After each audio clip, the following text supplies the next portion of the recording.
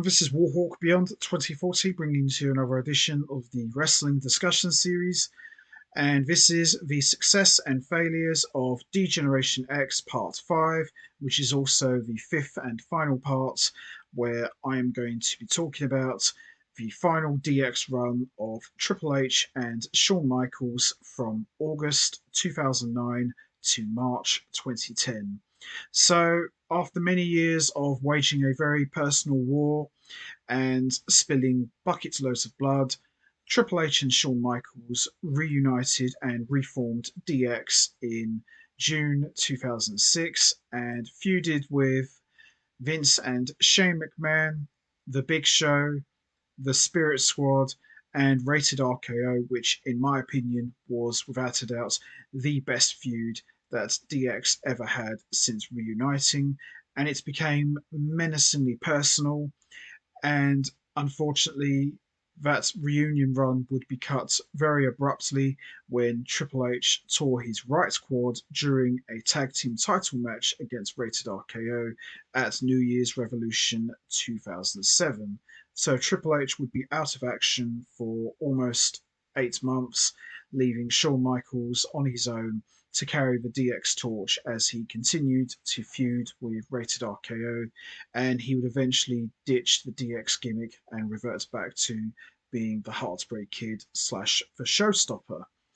And Shawn Michaels would also get taken out by Randy Orton after being punted in the head, and he would be pretty much on the shelf for virtually most of 2007. Triple H would return at SummerSlam 2007.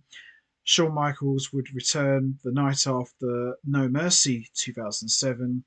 And Triple H and Shawn Michaels continue to occasionally reunite in one-off tag team matches, occasionally save each other, but for the most part, Triple H and Shawn Michaels would be off doing their own thing.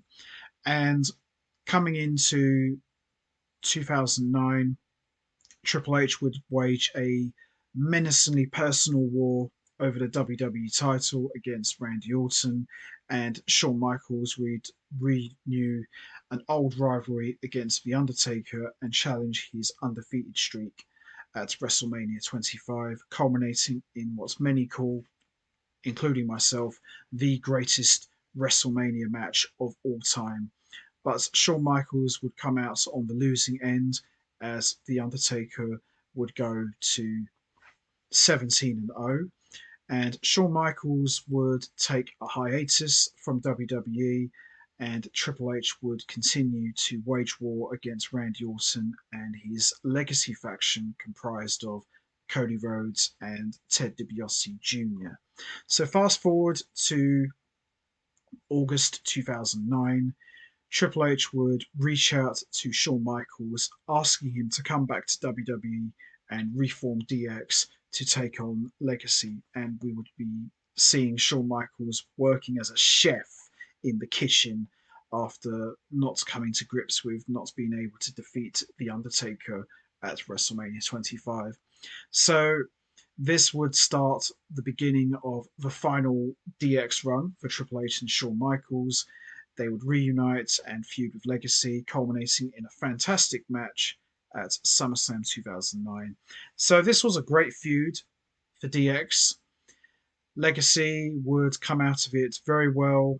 They looked very strong against the legendary duo of Triple H and Shawn Michaels, and DX would come out on top by defeating Legacy, and then they would have a rematch at Breaking Point 2009, where Legacy were able to defeat DX in a submission Falls Count Anywhere, which resulted in Shawn Michaels tapping out. So this was a great feud, as I mentioned already, DX versus Legacy, and then they would have another match at the Hell in a Cell pay-per-view, where DX would come out on top against Legacy inside the steel structure. Now, the only takeaway I would have for this rivalry is I would have liked to have seen Legacy maybe pick up 2 victories, because I think that maybe they should have beat DX at SummerSlam then beat DX at breaking point, and then DX could finally beat them at Hell in a Cell.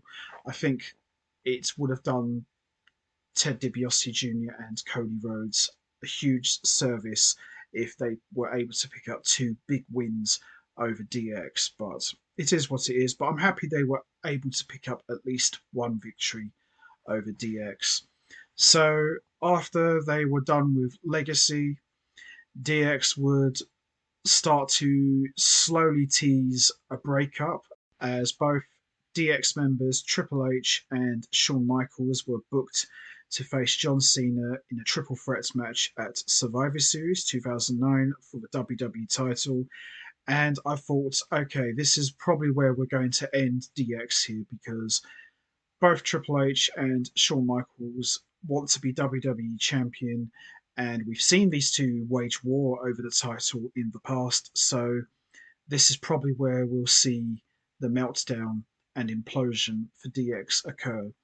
Now, I thought going in that Triple H would be the one who would turn on Shawn Michaels, thus turning heel.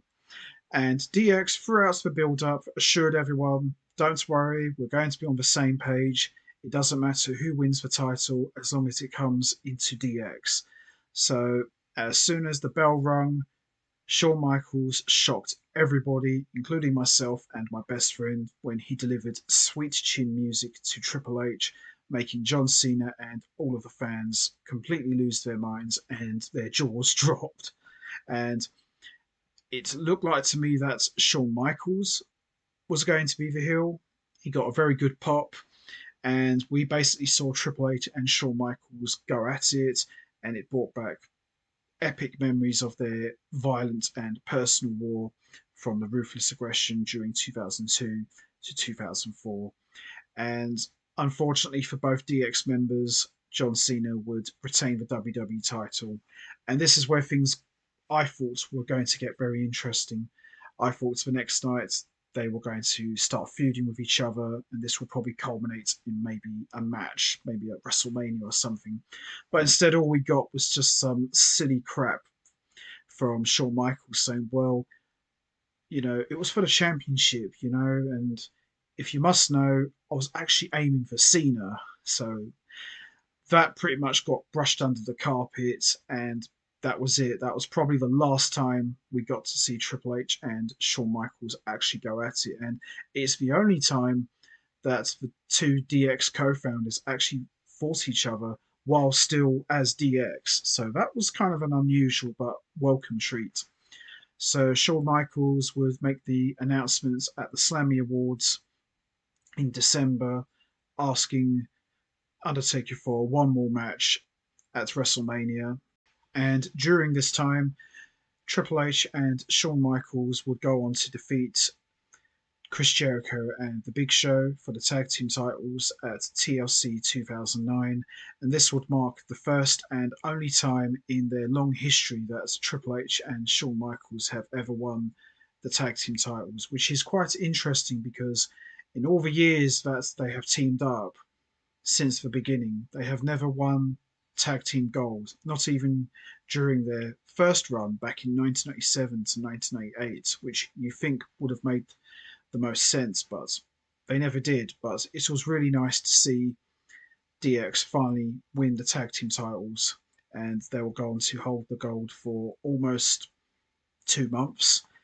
And during this time, Shawn Michaels finally got his answer on the January 18th edition of Raw when The Undertaker made a very rare appearance and told Shawn Michaels that he had no interest in facing HBK and felt he had nothing to prove against him.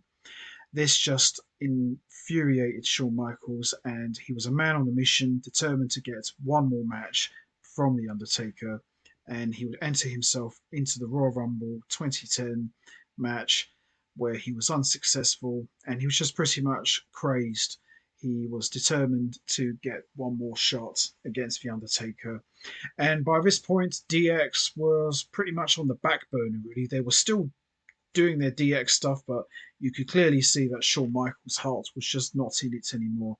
He was all about one thing: defeat The Undertaker at WrestleMania and end his streak. So we would see Shawn Michaels lose a qualifying match to the Elimination Chamber. Triple H would enter it alone, and Shawn Michaels would cost The Undertaker the World Heavyweight title by super kicking him inside the Elimination Chamber, allowing Chris Jericho to pin The Undertaker and win the world title. This would infuriate The Undertaker and finally change his mind about having the rematch, and he accepted the challenge under one condition. Shawn Michaels puts his career on the line. Shawn Michaels agreed and said that if I can't defeat you, Undertaker, then I have no career. And we would see DX lose the tag team titles, but Shawn Michaels wasn't interested. He was just all about ending the Undertaker's streak, and if he was not going to end the streak, then he would retire. So Triple H at WrestleMania 26 would face Sheamus, and Shawn Michaels would compete in his final match against The Undertaker and lose to him in a retirement match, bringing Undertaker's record to 18-0, thus ending HBK's career. And that pretty much was the end for DX, really. Shawn Michaels would come out the next night on Raw and give his farewell speech, and Triple H would come out and embrace Shawn Michaels and leave two glow sticks on the top of the stage to close the show. So it's kind of ironic when you look at it.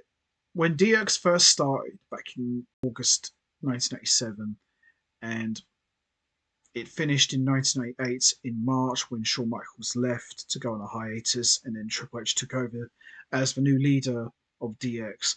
And now they got back together many years later for one final run, which lasted from August 2009 to March 2010. It's very interesting how both runs started in the same month and concluded in the same month. The original first run lasted from August 1987 to March 1988, and the final run lasted from August 2009 to March 2010. So maybe it's just coincidence, but just seems kind of ironic to see both runs start in the same month and end in the same month as well. It's just pure coincidence, but maybe that's just how it was meant to be, really. Maybe that's just how the way things worked out. Now, in terms of the overall success and failures of DX's final run from 2009 to 2010, I'm not going to lie. I did enjoy the feuds with Legacy. They were really good. There were some great matches come out of that. Seeing Triple H and Shawn Michaels winning the tag team titles as DX, that was a cool moment. Should have happened years ago. I'm not going to lie, as a fan of DX, I felt that this time round, although it was a lot of fun, I felt it started to drag on a little bit. It started to show its age and it did get a bit stale. I don't think it was as special as it was when they got back together in 2006, because bear in mind, we hadn't seen Triple H and Shawn Michaels back together as DX. They had pretty much been feuding with each other since Shawn Michaels came back to WWE in 2002. So we hadn't really seen Hunter and Shawn together as DX. So it was nice to see that, and we had a lot of great memories come out of that. But at the same time, it got cut short because Hunter got hurt, but it was still a lot of fun. It was still quite successful. But the 2009 to 2010 run, I just thought maybe it went on a bit too long. I thought maybe after Survivor Series 2009, that should have been the time to end it. They both go their separate ways. Maybe have a little feud, and that could have been it right there. So, in terms of the success and failures of the final DX run, in the short term, it was successful. Feuds of Legacy were great. Winning the tag team titles was great. But overall, the long term success of the final run of DX was a complete failure. I just felt it went on for far too long.